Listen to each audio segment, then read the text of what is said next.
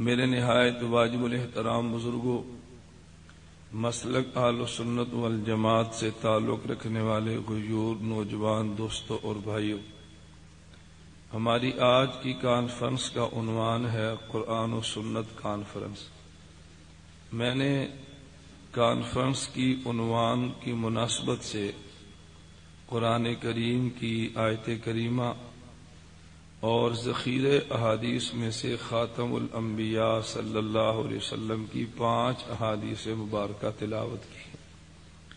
حق جل مجدہ مجھے اپنے موقف، اپنے مضمون کو دلائل کے ساتھ بیان کرنے کی توفیق عطا فرمائے، اور اگر بات اللہ رب العزت کے فضل اور کرم سے ہمیں سمجھ آئے تو اللہ رب العزت پھر تعصب سے ہٹ کر اس بات کو قبول کرنے کی توفیق عطا فرمائے۔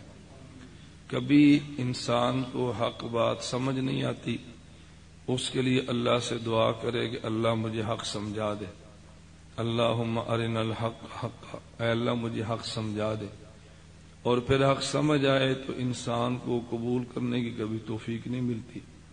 اس کے لیے دعا مانگے وارزقنا الحق وارزقنا اتباعہ، اے اللہ جب تو نے مجھے حق سمجھا دیا اب مجھے حق کی اتباع کی بھی توفیق عطا فرما۔ حق سمجھ نہ آئے تو یہ بھی کم بختی ہے، اور سمجھ آ جائے پھر انسان قبول نہ کرے، یہ اس سے بڑی بدبختی ہے۔ قرآن کریم سورۃ الفاتحہ میں اللہ رب العزت نے ان دونوں قسموں کی گمراہیوں سے بچنے کی دعا مانگنے کا حکم دیا ہے۔ بعض لوگ گمراہ اس وجہ سے ہوتے ہیں کہ ان کو مسئلے کا علم نہیں ہوتا، اور بعض اس وجہ سے گمراہ ہوتے ہیں کہ مسئلے کا علم ہوتا ہے مگر جان بوجھ کر اس کے خلاف عمل کرتے ہیں، جان بوجھ کر۔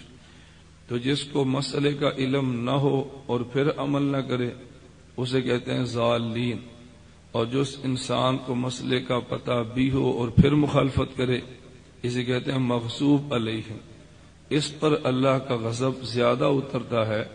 حق جاننے کے باوجود، حق سمجھنے کے باوجود، حق واضح ہو جانے کے باوجود، دلائل بھی آگے، دل مانتا بھی ہے کہ بات ٹھیک ہے، دلائل سامنے موجود بھی ہیں، اور پھر بھی اس کے خلاف موقف اختیار کرے، اس کے خلاف باتیں کرے، اس کو چھوڑ کر دوسرے مسئلوں کو بتائے، تو یہ بہت بڑا جرم ہے۔ اس لیے دونوں دعائیں مانگے۔ نمبر 1 اللہ ہمیں حق سمجھنے کی توفیق دے، نمبر 2 حق سمجھ آئے پھر اللہ اس کو قبول کرنے کی توفیق عطا فرمائے۔ ہماری آج کی کانفرنس کے عنوان میں 2 لفظ ہیں، نمبر 1 قرآن کریم اور نمبر 2 سنت۔ قرآن کریم اور سنت کے حوالے سے میں نے آپ حضرات کے سامنے اہل سنت والجماعت کے موقف کو بیان کرنا ہے کہ قرآن کریم میں اللہ رب العزت نے جو عقائد بیان کیے، قرآن کریم میں اللہ رب العزت نے جو مسائل بیان فرمائے، ان عقائد اور مسائل کو اختیار کرنے کا طریقہ کیا ہے، اور نبی کریم صلی اللہ علیہ وسلم کی سنت کسے کہتے ہیں، اور سنت پر عمل کرنے پر اللہ کیا عطا فرماتا ہے، یہ 2 باتیں ذہن نشین فرما لیں۔ قرآن میں عقیدہ بھی ہے اور قرآن میں مسئلے اور عمل بھی ہیں۔ عقیدے کا تعلق انسان کے دل کے ساتھ ہے، اور مسئلے عمل کا تعلق انسان کے جسم اور بدن کے ساتھ ہے۔ تو جس طرح انسان کے جسم میں دل کی اہمیت بنسبت بدن کے زیادہ ہے، اسی طرح شریعت میں عقیدے کی حیثیت بنسبت عمل کے زیادہ ہے، اور جو انسان کے دل اور انسان کے جسم میں فرق ہے وہی انسان کے عقیدے، انسان کے عمل میں فرق ہے۔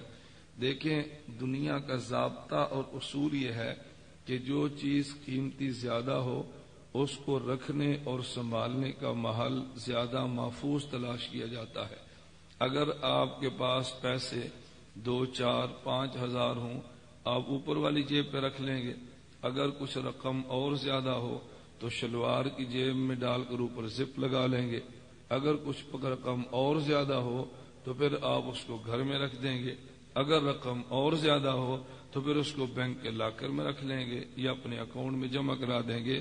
تو جتنی چیز قیمتی زیادہ ہو اتنا اس کو رکھنے کا محل زیادہ محفوظ تلاش کیا جاتا ہے۔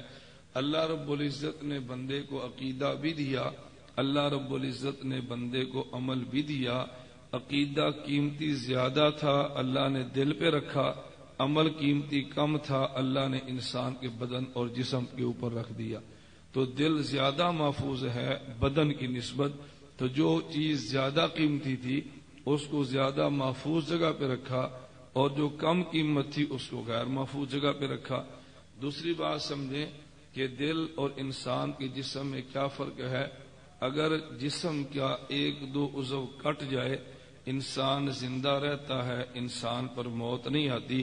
ہاتھ کٹ جائے انسان زندہ، پاؤں کٹ جائے انسان زندہ، آنکھ نکل جائے انسان زندہ۔ تو کتنے اعضاء ہیں جو کٹ جائیں مگر انسان زندہ رہتا ہے، انسان پر موت نہیں آتی۔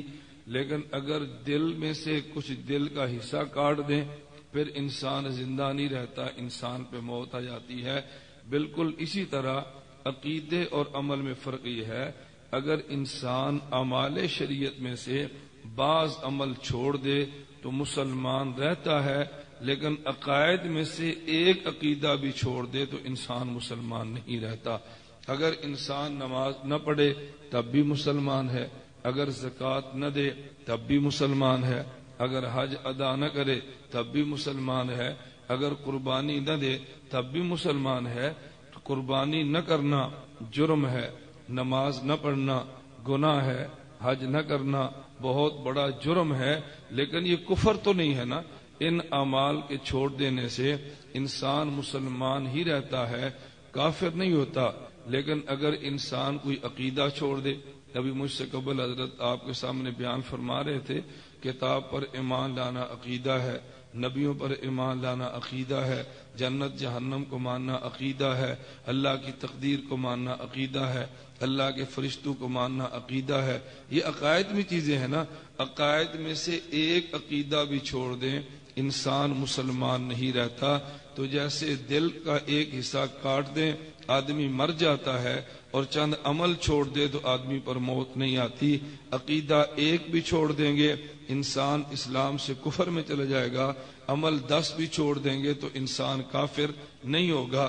اللہ نے قرآن میں عقیدہ بھی بتایا، اللہ نے قرآن میں عمل بھی بتایا، مگر اس عقیدے کو لینا کیسے ہے، اس پہ عمل کرنا کیسے ہے، اس کا بھی اللہ نے اصول دے دیا۔ اگر اس اصول کو لیں گے تو عقیدہ سمجھ آئے گا، اگر اس اصول کو لیں گے تو عمل سمجھ آئے گا۔ اصول کو چھوڑ دیں گے عقیدہ بھی نہیں ملے گا، اصول کو چھوڑ دیں گے عمل بھی نہیں ملے گا۔ اور اللہ رب العزت نے اتنا آسان اصول دے دیا، اگر عالم ہو تو اختیار کرے، اگر جاہل ہو تو اختیار کرے بیٹھ جاؤ، اگر عربی ہو تو اختیار کرے، اگر اجمی ہو تو اختیار کرے۔ کسی آدمی کے لیے کوئی فرق نہیں پڑتا۔ میرا اللہ کریم ہے، اللہ رب العزت اپنے بندے سے پیار فرماتے ہیں، اللہ اپنے بندے پہ کرم فرماتے ہیں، اللہ اپنے بندے کو یوں مشقت اور مصیبت میں نہیں ڈالتے کہ بندہ عمل نہ کر سکے۔ اللہ حکم دیتے ہی وہ ہیں جو بندے کے اختیار میں ہو، اور جو بندے کے اختیار میں نہ ہو اللہ اس بات کا حکم نہیں دیتے۔ رب نے حکم نماز کا دیا، اللہ نے مسئلہ صاف بتا دیا، اللہ نے حکم روزے کا دیا، اللہ نے مسئلہ صاف بتا دیا۔ تو چونکہ اللہ کریم ہے، اللہ شریعت پر عمل کرنے کے اصول اتنے آسان بیان فرماتے ہیں کہ عربی ہو تو عمل کرے، اجمی ہو تو عمل کرے، عالم ہو تو عمل کرے، جاہل ہو تو عمل کرے۔